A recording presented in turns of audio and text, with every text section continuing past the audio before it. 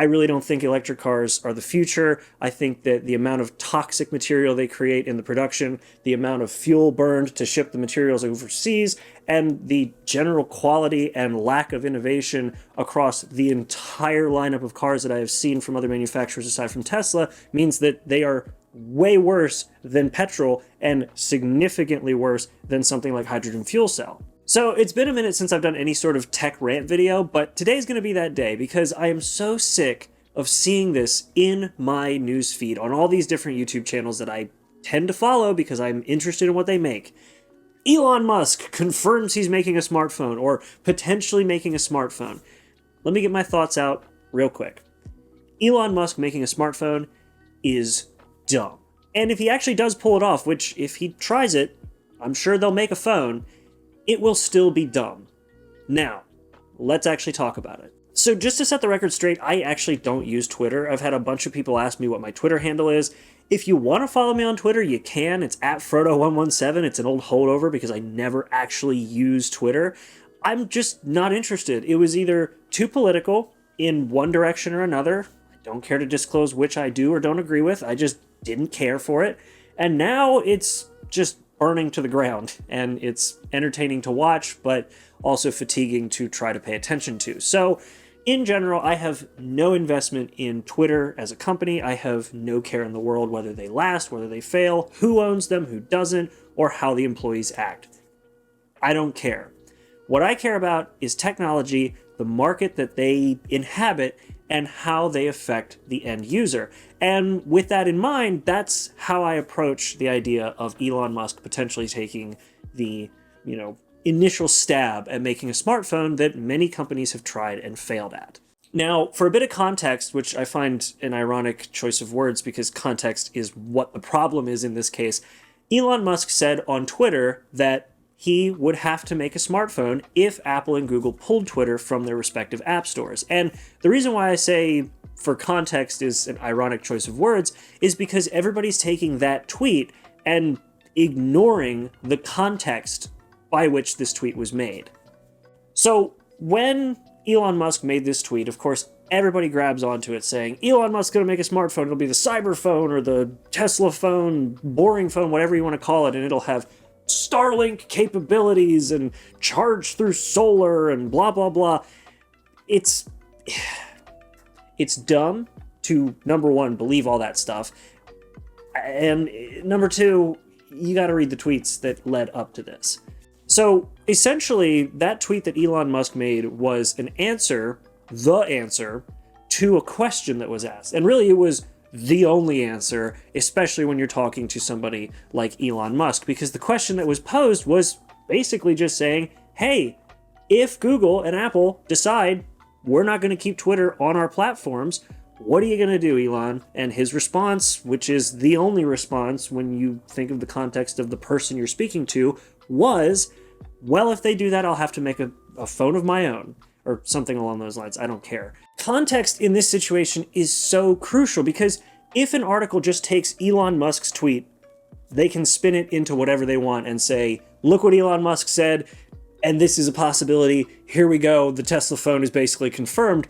But then you look back and you see that the question that was asked to this person would have only ever resulted in the answer we got.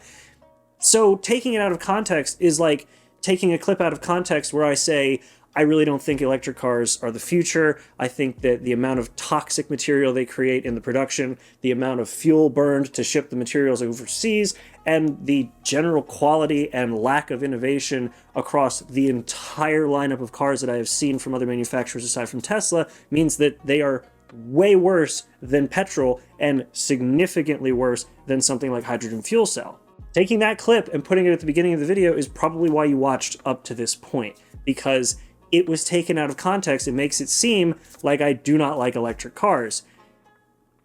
Pretty effective, isn't it? So now that I've explained why I think context is so important when looking at a tweet like this, we're going to do what every news media outlet and fanboy has done, and we're going to put context aside for a minute, and I'm going to address one other thing in regards to the fanfare I've seen about this tweet before I move on and talk about why I think from a business perspective this phone also just won't work.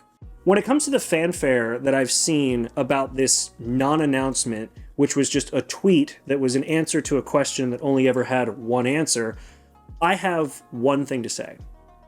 Fanboyism is the dumbest thing that any person looking to purchase a product could ever practice. Now, I've said this in other videos, but I'll reiterate because I feel like it's very important for people to hear, especially with this kind of thing going on.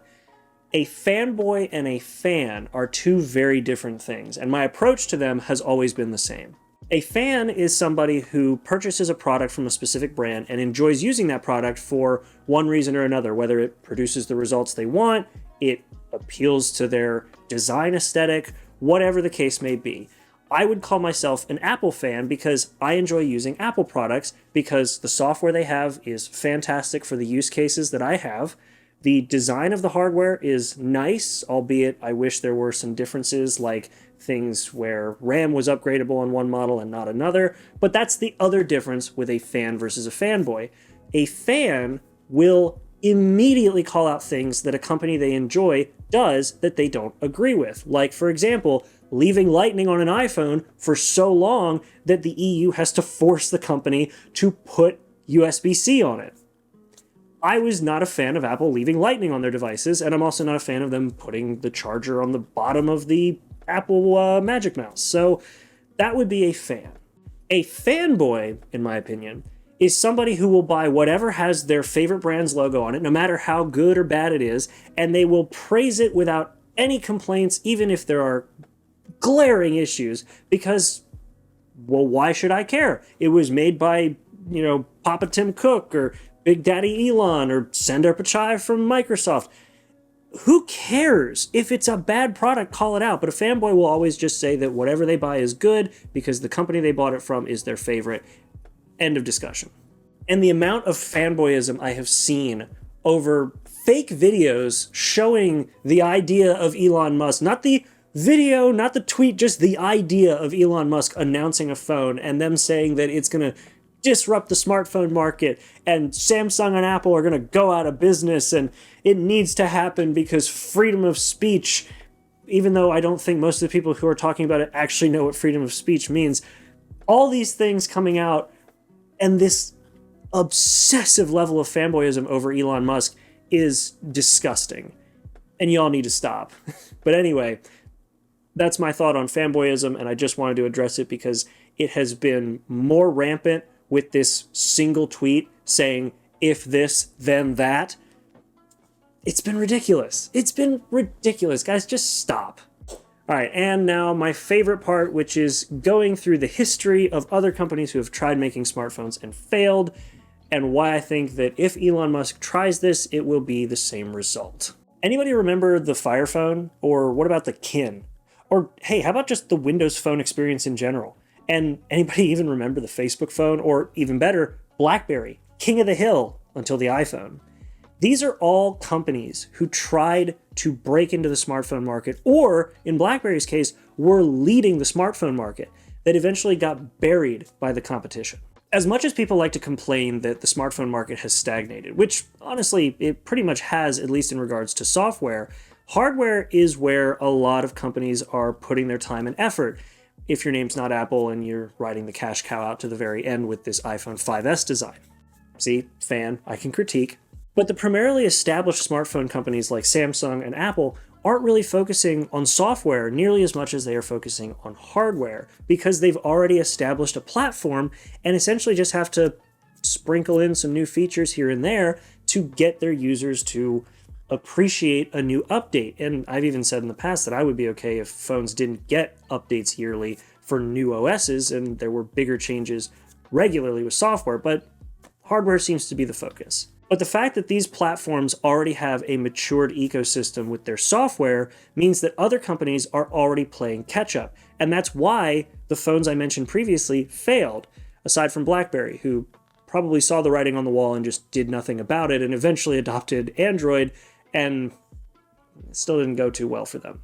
But companies like Amazon with their Fire Phone used a stripped down version of Android, but that stripped down version of Android had the same app store as the Kindle Fires, those cheap little tablets that you buy your grandmother or your child. And that app store was the breaking point for that phone because people rely so heavily on mobile apps on the day-to-day. And that was the same reason why the Kin and the Facebook phone and the Windows Phone experience, the whole platform, just never happened because the app stores didn't get the investment they need, or in the Kin's case, just didn't exist. And these were back in the Wild West days of smartphones when companies were really trying anything. Apps were a massive deal when Apple introduced the App Store and Google introduced the Play Store, and that was the opportunity for companies to hop in and try to make their own apps and get a really big following on these platforms. And those companies who were in that Wild West time of potentially making it still failed. And now we're into an extremely mature smartphone market where, I'm sorry, Twitter is not a selling app for a lot of people. So if the idea of Elon Musk making a smartphone so that you can get on Twitter is the big selling point, I don't know. I don't count doom scrolling as part of my personality, but if you do, maybe the Elon Musk phone will appease that weird goblin in your brain. On top of that, when it comes to hardware, I refuse on this channel to speculate on rumors because if I were to cover the rumor mill of smartphones, I would have been talking years ago about how Apple will be making a folding phone by 2020, and now we're still sitting here in 2023 and we don't have a folding iPhone. Or talking about how Samsung is making transparent phones and none of that exists. Because rumors are, in my opinion, just guesses brought to you by basically patents people make to say, what if?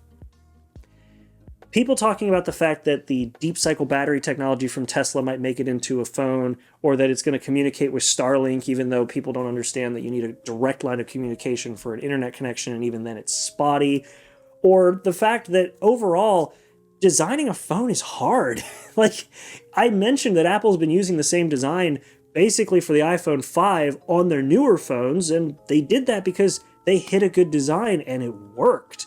And Samsung is pretty guilty of this as well. They realized way back that that curved design they did didn't quite work and began to flatten their phones out more and more. And aside from that, the Galaxy Note 8 and S8, where they really started to lean heavily into the all-screen design, really just kind of evolved into what we have today with not too many major changes, at least on the front side. So overall, getting away from all the politics, away from all the crap with Twitter, away from the fanboyism and all the shit that I hate talking about, and just focusing on the hardware and software, it's doomed from the start.